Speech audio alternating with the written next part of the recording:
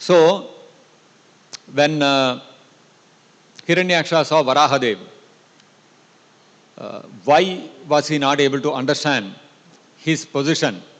Why was he seeing him as some insignificant competitor to his power? Because in this material world, all of us who have come to this material world have come with the mood of becoming the Ishvara, the controller. All of us want to control. We want to control material nature. We want to control other living entities. We want everything to go the way we want. We have got some plans. I want to spend my day like this. I want my work to go on like this. I want to put some effort here, and this is the result I should get. So we have so many plans. How things should happen, how my life should progress, what kind of education I should get, what kind of job I should get, which country I should live in, what kind of salary I should get, what kind of wife I should get, what kind of children I should have, what kind of school my children should go to, what kind of education my children should get, what they should become, whether they should become engineer or doctor. I want to control everything. I've got so many plans. But then eventually, a person, he goes, enrolls in a medical college, does his MBBS, comes out, he becomes a construction contractor. Another guy does his civil engineering, comes out with the whole, this one that tomorrow I've become a civil engineer, now I'll get into the construction field. He'll end up becoming a medical salesman. So, like this, we make our plans thinking that I will control like this, I'll control like that, I'll control my future, I'll plan my future, I'll plan my career. But none of these things actually go as per our plans. And we have a few living entities around us, a few friends, a few colleagues, a few subordinates, our own family, our own wife. And the moment a husband thinks of marrying, he thinks, once I'm married, I'll control my wife like this, I'll control my wife like that.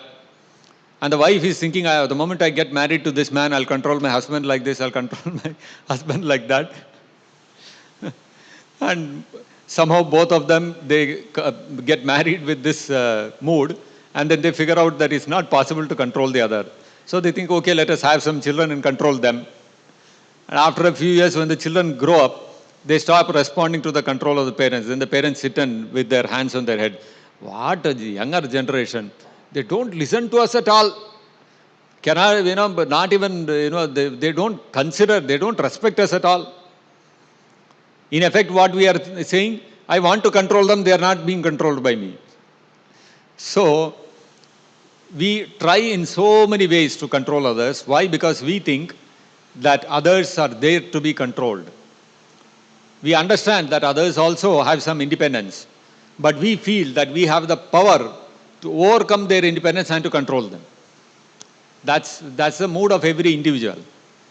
So whenever we look at another individual, we look at that individual from the same prism, through that same prism, that person has got a limited independence. I also have a limited independence, but then I have the power to control his independence. So Hiranyaksha also was thinking along the same lines. He was thinking that I have got independence and I can control others. In fact, his false ego got fed very heavily because he could attack and subdue many, many devatas. In fact, the devatas were not even ready to face him in battle. So he got falsely puffed up thinking, my controlling power is very strong. I can control all the devatas. That means the entire universe is under my control. That means anybody within this universe, I can control them. So when he saw Varahadev, he immediately understood that he is an incarnation of Vishnu. And because Vishnu is there in this material world, he thought he is also one of the many living entities, so I can control him also. I have controlled the whole universe. There is nobody left. He is also one of the inhabitants of this universe, so him also I will control. So that was his mood, his thinking.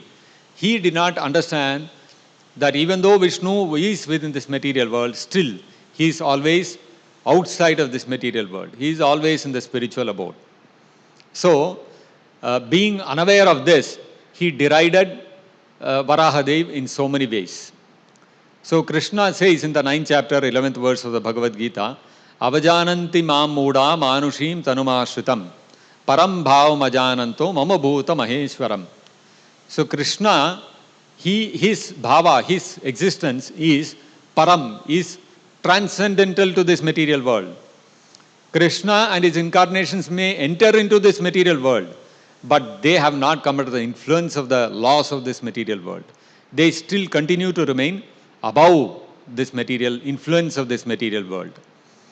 And param bhavam ajananto mama bhuta maheshwaram. Not only that, Krishna is bhuta maheshwaram. He is the supreme controller of all living entities. Without an exception, all living entities are under his control.